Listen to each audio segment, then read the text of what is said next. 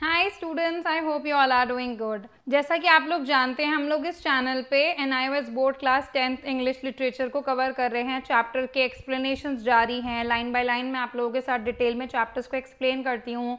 और अगर पोएट्री होती है तो हम deeper meaning, symbolism, literal meanings को समझते हैं, या अगर चैप्टर्स होते हैं तो हम हर एक एक्सर्प्ट को बहुत अच्छे से समझने की कोशिश करते हैं कि कहाँ पे क्या डीपर मीनिंग चल रहा है, या फिर पोएट का दूसरा मीनिंग क्या है, या फिर डिफ़िकल्ट वर्ड्स के मीनिंग्स क्या हैं, या कौन सा पैराग्राफ ज़्यादा इंपॉर्टेंट है।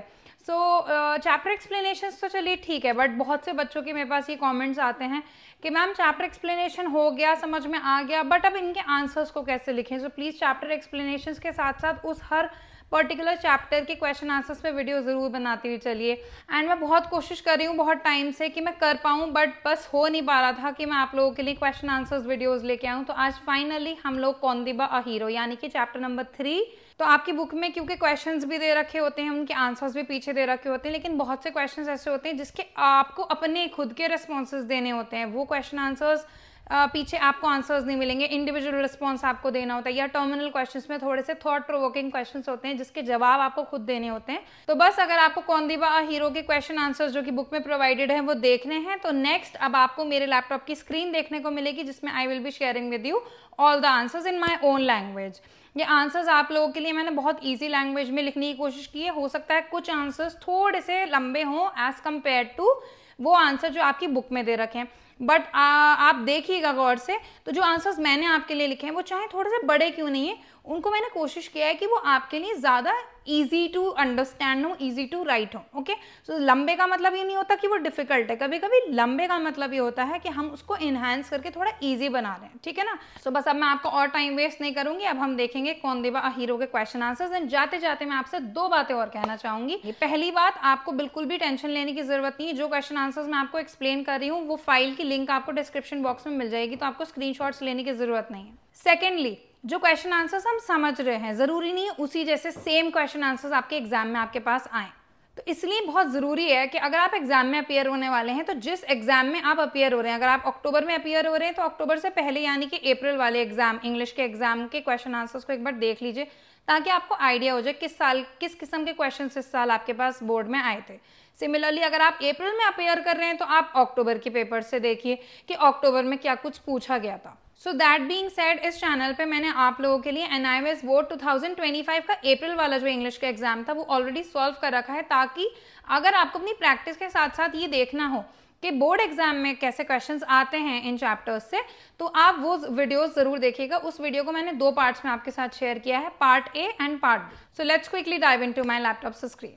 ठीक है, तो चलते हैं chapter number 3 Kondiba a hero की तरफ। एंड जैसे आप नीचे आते जाएंगे पेज नंबर 34, यानी हाँ पेज नंबर 34 पे इंटेक्स क्वेश्चन 3.1 आपको दे रखे हैं। यहाँ से आपके बुक के क्वेश्चन आंसर्स स्टार्ट हो रहे हैं। पहला क्वेश्चन कहता है, when and how did Kondiba become blind. कब और कैसे कौंदिबा जो था वो अंधा हुआ था। मैं आपको सिर्फ और सिर्फ इनके आंसर्स एक्सप्लेन करूंगी कि कैसे आपको लिखने हैं, मैंने आपके लिए क्या रिस्पॉन्सेज दिखे हैं।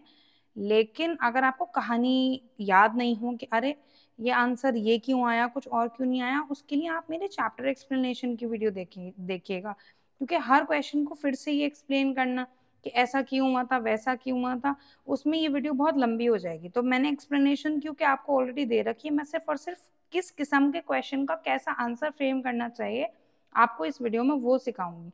सेकेंडली, जो फाइल मैं आपके साथ, जहाँ आंसर्स मैं आपके साथ शेयर करने वाली हूँ, उस फाइल का लिंक आपको डिस्क्रिप्शन बॉक्स में मिल जाएगा, तो आपको कोई ज़रूरत नहीं है कि आप स्क्रीनशॉट्स लें या परेशान हो, वो आपको ऑलरेडी डिस्क्रिप्शन में मिल जाएगा। तो पहला क्वेश्चन कहता है, when and how did Kondiba become blind. Kondiba कब और कैसे अंधा हुआ। एंड इसका आंसर मैंने आपके लिए लिखा है, Kondiba became blind at the age of 8 because of smallpox. Kondiba 8 साल की उम्र में अंधा हुआ क्योंकि उसे स्मॉल पॉक्स हो गया था। फिर आता क्वेश्चन नंबर 2 कि Kondiba hated begging but he had to beg. Kondiba को नफरत थी भीख मांगने से, but he had to beg, लेकिन उसे फिर भी भीख मांगनी पड़ी। Why did he start begging. उसने बेगिंग स्टार्ट करी ही क्यों, बेगिंग कहते हैं भीख को, उसने भीख मांगना स्टार्ट किया ही क्यों। दो रीजंस दीजिए फॉलोइंग स्टेटमेंट्स को कंप्लीट करने के लिए। पहला रीजन ये है उसके बेगिंग करने का कि ही कुड नॉट, क्या नहीं कर पाया था वो, ही could not earn by selling brooms, उन्होंने पहले तो कोशिश की थी ना कि वो झाड़ू बेचेंगे, एंड सेकंड है he came to know that the beggars, और उन्होंने ये बात जान ली थी कि बेगर्स जो है वो मुंबई में जो है वो काफ़ी ज़्यादा जेनरसली बहुत अच्छे से कमा पाते हैं। ये दोनों बातें उन्होंने जानी थी, ये दो रीजंस है ना, तो दोनों रीजंस के बस हमें स्टेटमेंट्स को कंप्लीट करना है, बाकी आधे आधे उन्होंने दे रखे हैं। तो पहले स्टेटमेंट का आंसर है he could not earn money by selling brooms, और सेकंड स्टेटमेंट का है he came to know that the beggars earn more in Mumbai, के बेगर्स जो है मुंबई में ज्यादा कमाते हैं। उसके बाद क्वेश्चन 3 कहता है if you were in Kondiba's place and would lose your eyesight what would you do, कि अगर आप कौंदेबा की जगह पे होते और अगर आपकी जो है गॉड फॉरबिड आपकी आंखें चली जाती, आपकी आई साइट चली जाती, तो आप क्या करते। इसका रिस्पॉन्स बुक ने आपको नहीं दिया है क्योंकि इंडिविजुअल रिस्पॉन्स है, ये हर बच्चे का जवाब अलग हो सकता है। तो आपके लिए जो सैम्पल मैंने लिखा है वो ये है कि I would try to learn skills for blind people and live without begging, मैं कोशिश करता कि मैं अंधे लोगों के लिए जो स्किल्स होती हैं वो सीखूं और बिना भीख मांगे अपनी जिंदगी का गुजर बसर करूं। But every one can have a different answer for this question, आपको कुछ और लिखना हो तो आप वो लिख सकते हैं।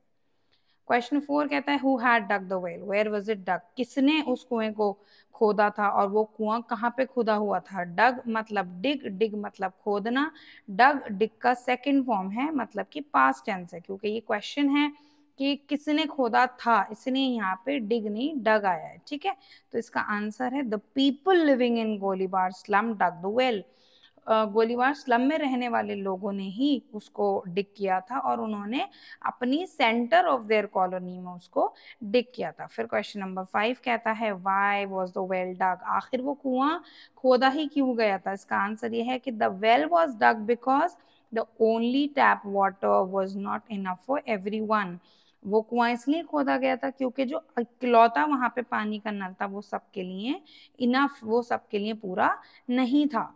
अब क्वेश्चन नंबर 6 कहता है what had happened to the water in the well within 2 years, 2 सालों के अंदर अंदर उस कुएं के पानी को क्या हो गया था। इसका आंसर है the water in the well had turned blackish green and dirty, कि वो जो कुएं का पानी था वो ब्लैकिश ग्रीन हो चुका था और गंदा हो चुका था। ठीक है, क्वेश्चन 7 जो कि इंटेक्स क्वेश्चन 1 का हिस्सा है, वो लास्ट क्वेश्चन है। वो कहता है what happened one day when Kondiba was having food, एक दिन क्या हुआ जब कौंदिबा खाना खा रहा था। One day when Kondiba was having food, he heard a woman crying that someone had fallen into the well. एक दिन जब कौंदिबा खाना खा रहा था उसने एक औरत की चीखने की आवाज सुनी कि कोई इंसान कुएं में गिर चुका है। तो इसी के साथ इन टेक्स्ट क्वेश्चंस 3.1 जो है हमारे हो गए फिनिश। अब नीचे बढ़ते हैं इन टेक्स्ट क्वेश्चंस 3.2 की तरफ। पहला क्वेश्चन पूछता है What did Kondiba do as soon as he heard that someone had fallen into the well? कौंदिबा ने आखिर क्या किया जितनी जैसे ही उन्होंने सुना कि कोई इंसान कुएं में जो है गिर गया है। तो इसका आंसर क्या है He quickly left his food and asked Yellen by to take him to the well. उन्होंने फौरन अपना खाना छोड़ा और उन्होंने येलन बाई से कहा कि मुझे कुएं की तरफ ले चलो। अब हमें इनमें से 3 सेंटेंसेस में से टिक द करेक्ट सेंटेंस मान, यानी कि सही सेंटेंस को करेक्ट सेंटेंस को टिक करना है। पहला जो स्टेटमेंट है वो ये कहती है when Kondiba reach the well, Kondiba ने जब कौंदिबा कुएं तक पहुंचे तब क्या हुआ। He found that Arvind had fallen into the well, उनको ये पता लगा कि अरविंद कुएं में गिरा है। He felt helpless as he had no sight, उनको बहुत हेल्पलेस सा महसूस हुआ क्योंकि उनकी आंखों में कोई रोशनी नहीं थी। He dived into the well to save Arvind, की वो जो है कुएं में एकदम से डाइव कर गए, उन अंदर को चले गए अरविंद को बचाने के लिए। क्या हुआ था he dived into the well to save Arvind, उन्होंने ये भी नहीं जाना कि आखिर गिरा कौन है, उन्होंने क्विकली क्या करना स्टार्ट किया कि वो बस कुएं के अंदर जल्दी से घुस गए ये बचाने के लिए अरविंद को। उनको ये नहीं पता था एग्जैक्टली कि कौन गिरा है या क्या हुआ है, उन्होंने बस बिना देखे बिना समझे बिना सोचे ही डाइव्ड इनटू द वेल, वो कुएं के अंदर गिर पड़े, कूद पड़े ताकि वो जो भी गिरा है उसको बचा सके। अब क्वेश्चन नंबर 3 की बारी है। How many times did Kondeba go into the well? Was his experience the same or different every time? कितनी बार कौंदेबा जो है वो कुएं में गए एंड उनका कैसा एक्सपीरियंस था, क्या उनका एक्सपीरियंस हर बार सेम था या डिफरेंट था। तो इसका आंसर हमने क्या लिखा है Kondiba went into the well 2 times, Kondiba कुएं में 2 बार गए। His experience was different each time, और दोनों ही बार उनका एक्सपीरियंस डिफरेंट था। The first time he felt around the sides of the well, पहली बार में तो उन्होंने कुएं की साइडों को महसूस किया, फील किया।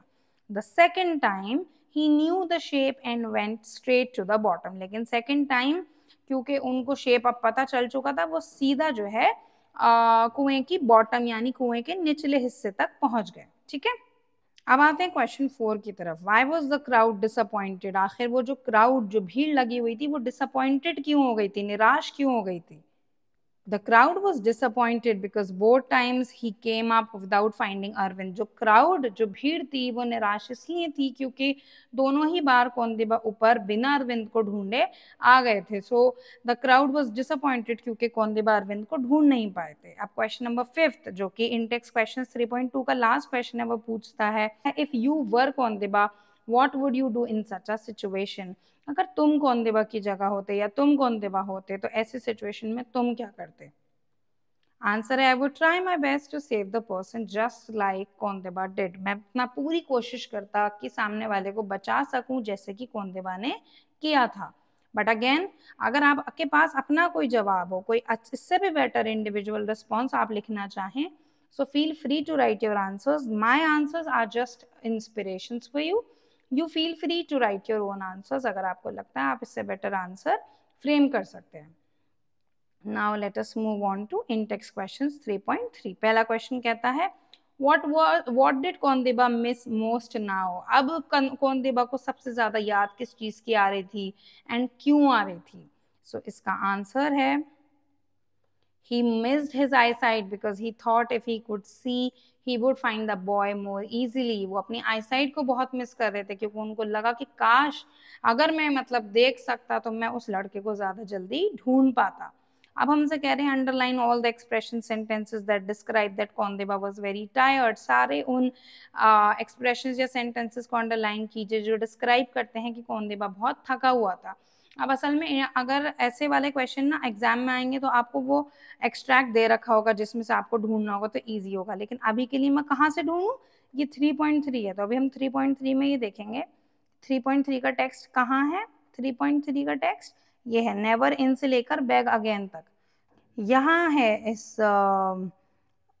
यहाँ से स्टार्ट हो रही है इस क्वेश्चन की बात। Never in the all the years of his blindness had Kondiba missed his vision so much. Kondiba ने इतने सालों में अपने अंधेपन को अपनी आंखों की रोशनी को इतना मिस नहीं किया था जितना आप कर रहा था ये वो। तो यहाँ से बात कर रखी है उनकी फीलिंग की कि उनको क्या क्या फील हुआ था। ठीक है ना, तो अभी मैं इतनी डिटेल में ना जाकर आपको इसके डायरेक्ट आंसर्स दे रही हूँ। बट ये ऐसा कोई क्वेश्चन अगर एग्जाम में आएगा ना तो या तो आपके पास पूरा का पूरा वो सेंटेंसेस एक्सट्रैक्ट एक्सप्रेशंस दे रखे होंगे जिसमें से आपको अंडरलाइन करना होगा, या फिर ऐसा क्वेश्चन आएगा ही नहीं। ठीक है, तो इसलिए इतना ज़्यादा इससे टेंशन लेने की ज़रूरत नहीं है। फिलहाल लाइन जो दे रखी है आपको बुक में वो ये थी, painting heavily, Kondiba's ribs were aching, his spine and muscles ached, his heart was beating painfully, he badly needed to breathe। ये सब वर्ड्स दिए गए थे जिससे हमें पता चलता है कौंदिबा बहुत थक गए थे क्योंकि कहा था कि वो बहुत हैविली पैंट कर रहे थे, बहुत जोर जोर से सांस ले रहे थे, हाँप रहे थे, उनकी जो पसलियाँ थी वो दुख रही थी, उनकी जो रीढ़ की हड्डी और एक एक मसल थी वो दुख रही थी। एक मतलब पेन करना। His heart was beating painfully, बहुत तकलीफ के साथ उनका हार्ट बीट चल रही थी क्योंकि हार्ट पे बहुत जोर पड़ रहा था। And he needed to breathe badly, उनको सांस लेने की बहुत सख्त ज़रूरत थी। तो ये सारी लाइंस थी जिससे हमें पता चला। बट अगेन मैं यही बोलूँगी कि इतना ज़्यादा टेंशन इस क्वेश्चन की लेने की ज़रूरत नहीं है। अब क्वेश्चन 3 कहता है Kondiba was tired but he did not give up hope. Why? Give 2 reasons. Kondiba थक तो चुका था लेकिन उसने होप जो है नहीं छोड़ा, अपनी उम्मीद नहीं छोड़ी। क्यों? 2 रीजंस दीजिए। तो पहला रीजन है कि he was Arvind only hope, वो अरविंद का इकलौता होप था उस जगह, किसी और को तैराकी आती नहीं थी तो सबको पता था कि अगर बचा सकता है तो कौंदिबा ही बचा सकता है। एंड सेकंड इसका जो स्टेटमेंट है वो ये है, ही believe the boy must be somewhere in the well. उन्हें उम्मीद थी इस बात की कि लड़का है तो कुएं में ही, तो मुझे मिल जाएगा। मतलब ऐसा नहीं है कि कोई डाउट है कि यहाँ भी हो सकता है, कहीं और भी हो सकता है, खोया हुआ है लाओ ढूंढ लूं, या फिर हो सकता है कहीं और। उनको पता था कुएं में ही गिरा है तो इसी कुएं में होगा। तो ये 2 रीजंस थे कि कौंदिबा थके होने के बावजूद भी उन्होंने अपना होप नहीं छोड़ा था। क्वेश्चन 4 कहता है what does the net refer to. The net का क्या मतलब है? It means the weeds and mud that were holding the boy at the bottom of the well. यहाँ पे द नेट, उस जाल का क्या मतलब था? वो अनचाहे प्लांट्स, वो वीड और वो मिट्टी जो नीचे उस बॉटम में कुएं के उस लड़के को जकड़े पड़े थे। नेट का मतलब, नेट की मुराद उस वीड और उस मड से है, ठीक है ना। अब क्वेश्चन नंबर 5 पूछता है, how did Kondiba free the boy from the weeds? Kondiba ने उन अनचाहे प्लांट से जो कि कुएं के बॉटम में उग चुके थे, उसमें से उस लड़के को कैसे फ्री किया, कैसे आजाद किया? आंसर है, he found the boy's belt, held it tightly and pulled him out of the weeds. उन्होंने उस लड़के की बेल्ट को जब ढूंढ लिया तो उस बेल्ट को टाइटली पकड़ के उस लड़के को ऊपर की तरफ वो खींचते ले गए, क्योंकि उनको एक पकड़ मिल गई थी, मजबूत पकड़ मिल गई थी, जिसके थ्रू उन्होंने उस लड़के को बाहर पुल कर लिया। अब क्वेश्चन 6 कहता है, it seemed a long time, for whom did it seem too long, why? बहुत लंबा सा टाइम लग रहा था, ऐसा लग रहा था बहुत टाइम हो गया हो। किसके लिए था बहुत लंबा टाइम, एंड क्यों था? फॉर कौंदिबा। इसको आप थोड़ा और लॉन्ग करके भी लिख सकते हो, it seemed a long time for Kondiba, कि लंबा टाइम कौंदिबा के लिए लग रहा था, because he was struggling under water, क्योंकि वो पानी के अंदर स्ट्रगल कर रहे थे, होल्डिंग हिज ब्रेथ, अपनी सांस को रोके हुए थे, and he was feeling very tired, वो बहुत थका हुआ महसूस कर रहे थे, इसलिए बहुत लंबा वक्त उनको महसूस हो रहा था, जैसे बहुत टाइम हो गया हो, एंड बहुत भारी सा उनको लग रहा था। अब क्वेश्चन नंबर 7 पूछता है, when Kondiba came up to the surface, what three things did the crowd do? जब कौंदिबा फाइनली सरफेस तक पहुंच गए तो क्राउड ने, यानी कि भीड़ ने, ऐसी कौन सी 3 चीजें की थी? पहली बात तो उन्होंने अरविंद को कुएं से बाहर खींचा। दूसरी बात, उन्होंने उसको सेव करने की कोशिश की by giving him artificial breathing, artificially उसको सीपीआर देके उसको सांस दिलाने की क्राउड ने मदद की। एंड थर्ड चीज ये थी कि वो क्विकली अरविंद को हॉस्पिटल ले गए। अब आता है क्वेश्चन नंबर 8। पहला क्वेश्चन है 8 में, how did Kondiba feel when he brought Arvind out of the well? Kondiba को कैसा लगा जब उन्होंने अरविंद को कुएं से बाहर निकाला? तो इसका 8 का ए का आंसर है, he was so tired that he just held on to the side and closed his eyes. Arvind को बचाने के बाद कौंदिबा इतना थक चुके थे कि वो बस साइड में जाके अपने आप को बस वहीं अपने कंधे रखे 1 मिनट के लिए, मतलब ऐसे बैठ गए, सांस लेने लगे, एंड आंखें उन्होंने बंद कर ली। He was just so tired to come out of the well, या कुछ बात करने के लिए या पूछने के लिए वो बस कुएं की सरफेस पे आए और आके वहीं रुक गए, आंखें बंद कर ली थकन के मारे। एंड सेकंड क्वेश्चन पूछ रहा है, if you are in Kondiba's place how would you have felt? अगर आप कौंदिबा की जगह होते आपको कैसा महसूस होता? ठीक है, तो हम इसका आंसर देंगे कि I would have felt proud, happy and very tired too. मैं भी बहुत फख्र महसूस करता, बड़ा खुश महसूस करता, लेकिन मैं भी बहुत ज्यादा थक जाता। अब क्वेश्चन नंबर 9 कह रहा है, what did the policeman tell Kondiba what would have happened to Arvind if he had not saved him just in time? कौंदिबा को पुलिस वाले ने क्या बताया, एंड अरविंद को क्या हो जाता अगर कौंदिबा ने सही वक्त पे उसे नहीं बचाया होता? तो इसका आंसर है कि पुलिसमैन ने कहा अरविंद ठीक हो जाएगा, लेकिन अगर अरविंद को सही टाइम पे नहीं बचाया जाता, अरविंद का जो दिमाग था, जो ब्रेन था, वो डैमेज हो सकता था। क्वेश्चन नंबर 10 कह रहा है, व्हाट पब्लिसिटी डिड कौंदिबा गेट? कौंदिबा की इस सब के बाद कैसी पब्लिसिटी हुई? एंड हिज स्टोरी, आंसर क्या है, his story and photo were printed in newspapers. Kondiba की कहानी और फोटो अखबारों में छापे गए। He was praised by the governor, chief minister and other big people.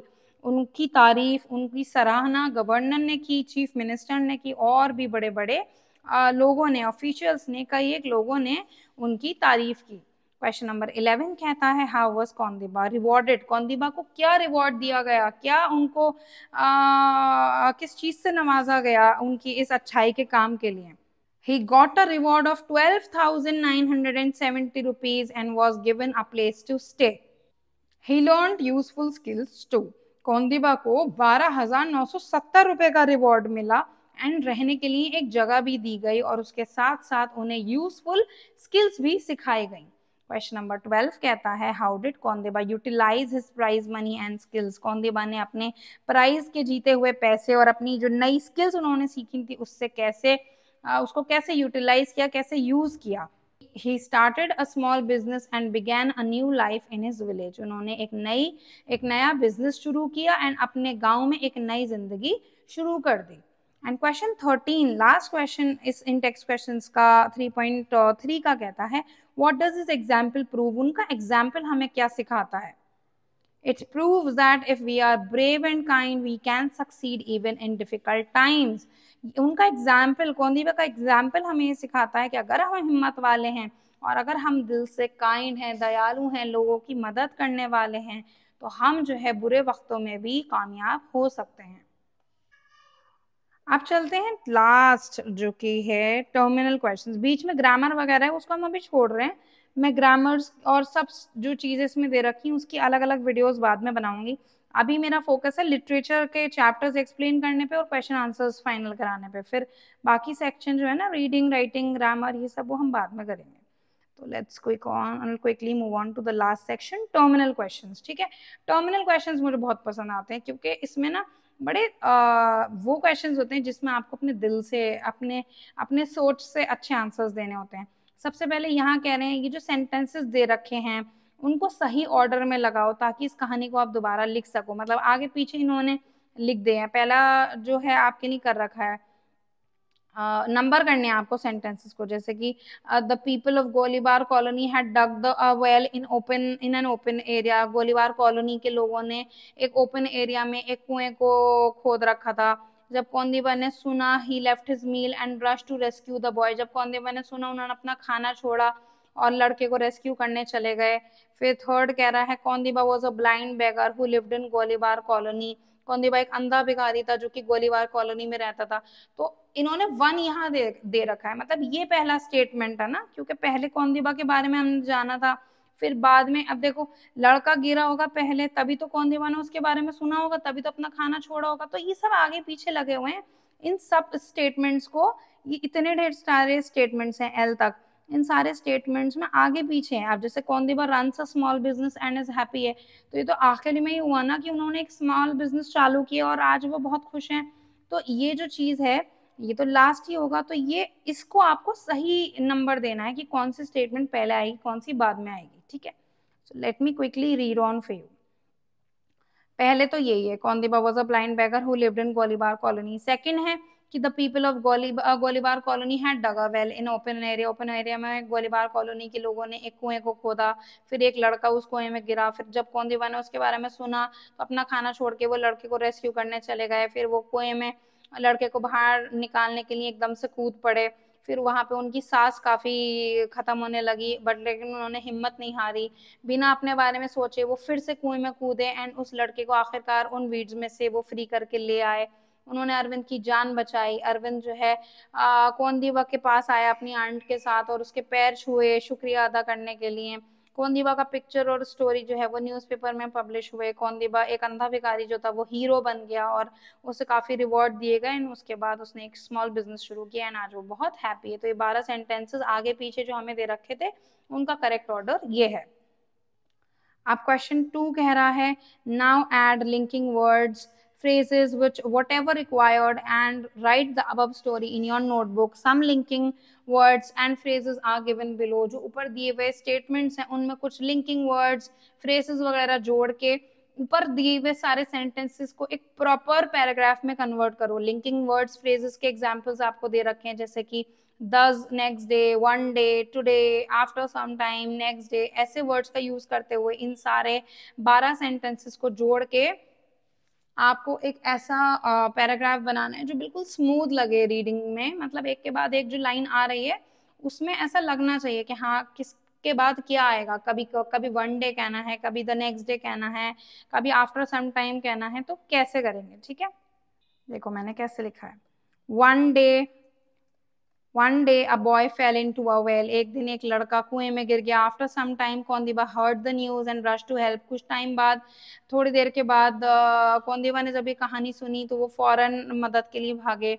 दो he was blind he jump to save the boy. भले वो अंधे थे, उन्होंने बॉय की मदद करने के लिए कुएं में कूद मतलब जंप लगा दी।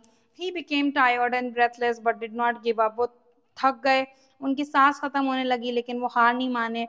Finally he brought the boy out. Finally उन्होंने उस लड़के को बाहर निकाल लिया। The next day the boy was and his aunt met Kondiba and thanked him. अगले दिन वो लड़का और उसकी आंटी कोंदेबा से मिलने आए और उसको थैंक यू बोला। सून जल्द ही न्यूज़पेपर्स ने कोंदेबा के बारे में लिखा एंड कई लोगों ने कोंदेबा को प्रेज किया। आज कोंदेबा एक स्मॉल बिजनेस रन करता है एंड एक हैप्पी लाइफ को जी रहा है। फिलहाल ये क्वेश्चन जो है एग्जाम पॉइंट ऑफ व्यू से इंपॉर्टेंट नहीं आएगा, बट ये चीज सीखने से, लिंकिंग वर्ड्स और फ्रेजेस सीखने से आपके ग्रामर सेक्शन में कहीं ना कहीं हेल्प हो सकती है। बट फिलहाल from exam point of view literature में तो इस टाइप का क्वेश्चन नहीं आता है। क्वेश्चन नंबर 3 जो कह रहे हैं वो ये है, why do you think Kondiba hated begging? आपको क्या लगता है कोंदेबा को भीख मांगने से इतनी नफरत क्यों थी? इसका आंसर मैंने लिखा है because he had self respect and didn't like to live on others charity और पिटी। कोंदेबा को नफरत भिखारी बनने से, भीख मांगने से इसलिए थी क्योंकि उनके अंदर सेल्फ रिस्पेक्ट थी एंड उनको नहीं अच्छा लगता था दूसरों की दया पे, दूसरों की खैरात ज़कात पे जिंदगी का गुजर बसर करना। सो दैट्स वाई उनको बेगिंग पसंद नहीं थी। क्वेश्चन नंबर 4 कह रहा है, Kondiba was blind yet he became a hero. Kondiba अंधा था लेकिन फिर भी लोगों का हीरो बन गया। क्या क्वालिटीज हैं कोंदेबा की जिसने उसकी लाइफ को जो है कंप्लीटली चेंज कर दिया, कोंदेबा को एक हीरो बना दिया? आप 100 वर्ड्स में इस आंसर को लिखिए। जैसे कि बात कीजिए कोंदेबा की बहादुरी के बारे में, ठीक है, तो मैंने आपके लिए जो सैम्पल आंसर लिखा है वो ये है कि कोंदेबा वॉज ब्रेव एंड काइंड। कोंदेबा बहुत ब्रेव था, हिम्मत वाला था और बहुत काइंड, बहुत लोगों की हेल्प करने वाला था। Even though he was blind he jumped into the well to save a child. Although वो अंधा था, वो फिर भी कुएं में कूद पड़ा एक बच्चे की जान बचाने के लिए। He didn't think about himself, उसने अपने बारे में एक बार नहीं सोचा। ही डिडंट गिव अप, वो उसने हार नहीं मानी। Even when he was tired, जब वो थक गया था उसके बावजूद भी उसने हार नहीं मानी। His courage, kindness and never give up attitude made him a true hero. उसकी हिम्मत, उसकी काइंडनेस और उसका वो एटीट्यूड कि मुझे हार नहीं माननी है, इन 3 चीज़ों ने उसे एक ट्रू हीरो बना दिया। अगेन इसका आपकी नज़र में जो भी रिस्पॉन्स हो आप वो लिख सकते हैं। ये मेरी तरफ से एक सजेशन है कि आपको ऐसा एक आंसर लिखना चाहिए, but if you feel like आप इससे बेटर आंसर लिख सकते हो, feel free to write it. Last question इस चैप्टर का कह रहा है, after reading the story what are your views about the abilities of differently abled people to earn a living? इस कहानी को पढ़ने के बाद आपके क्या ख्यालात हैं डिफरेंटली एबल्ड लोगों के बारे में, कि उनके अंदर उनके पास क्या एबिलिटीज़ होनी चाहिए कुछ ज़िंदगी का गुजर बसर करने के लिए, कुछ कमाने खाने के लिए, उनकी एबिलिटीज़ के बारे में आपका क्या कहना है? What can you do at an individual level to show them empathy rather than showing pity or indifference? ऐसे लोगों की आप अपने लेवल पे क्या मदद कर सकते हैं उनके साथ अपनी मतलब एम्पैथी दिखाने के लिए, ये दिखाने के लिए कि आप उनका साथ दे रहे हो, आप उनके साथ हो, आप उनके लिए अपने लेवल पे क्या कर सकते हो इंस्टेड ऑफ शोइंग पिटी, उनके ऊपर दया ना खाते हुए या फिर उनको इंडिफरेंस, उनको ऐसा फील ना करा कर कि तुम तो बिल्कुल अलग हो या बेकार हो।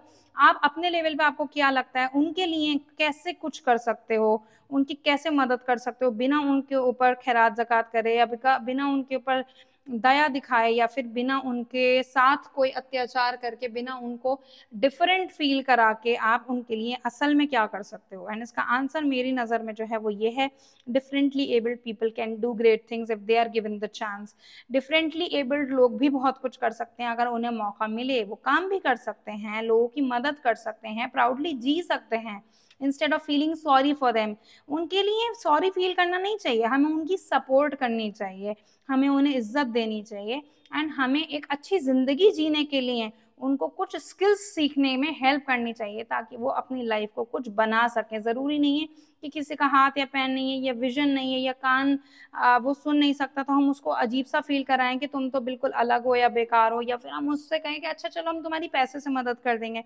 सिर्फ चंद पैसे ना देकर उन्हें कोई स्किल्स सिखाएं, उन्हें हम इज्जत दें, उन्हें हम सोसाइटी में इंक्लूडेड फील कराएं, उन पे दया ना खाएं, बल्कि उनको नई स्किल सीखने में अगर हम मदद करें तो ओवरऑल हम उनको एक अच्छी लाइफ जीने में जो है वो हेल्प कर सकते हैं। इसी के साथ सारे के सारे क्वेश्चन आंसर्स इस चैप्टर के कंप्लीट हो गए हैं। आंसर्स ऑलरेडी आपकी बुक में दे रखे होते हैं, बट आई नो बच्चों को वो आंसर्स एकदम से समझ नहीं आते हैं और कुछ कुछ आंसर्स बहुत ही ज़्यादा स्मॉल होते हैं या डिफ़िकल्ट होते हैं या फिर इंडिविजुअल रिस्पॉन्सेज बुक ने दे नहीं रखे होते हैं। सो आई होप मेरे अपनी लैंग्वेज के लिखे हुए आंसर्स आप लोगों के लिए समझने आसान रहे हों। तो ये थे आपके चैप्टर 3 कौंदिबा अ हीरो के बुक के क्वेश्चन आंसर्स। जैसे कौंदिबा अपनी हिम्मत और अपने सैक्रिफाइस से एक हीरो बना, आप लोग भी अपने एग्जाम में अपनी हिम्मत से, अपने थोड़े से इंस्टाग्राम के रील्स के सैक्रिफाइस से और कंसिस्टेंसी के साथ आप लोग भी एग्जाम में हीरो बन सकते हैं। तो अगर वीडियो आपको हेल्पफुल लगा हो तो प्लीज इसे लाइक करें, शेयर करें अपने एनआईओएस के क्लासमेट्स के साथ, एंड मोस्ट इंपॉर्टेंटली अगर आपको लगता है I am helping you out, चाहे आप एक स्माइल इमोजी ही क्यों ना मेरे साथ शेयर करें, बट प्लीज मेरे लिए कमेंट जरूर करें। जितने कमेंट्स मुझे रिसीव होंगे, because I am a new creator, YouTube के एल्गोरिथम को सिग्नल मिलेगा कि हाँ ये क्रिएटर जो बना रही है वीडियोस वो बच्चों को समझ में आ रहा है, सो उससे मुझे हेल्प होगी। So if you like my question answers and my way of explaining, please do me a small favour by interacting with my videos, by commenting, by liking, by sharing, and most importantly by subscribing. Thank you so much for watching. Bye.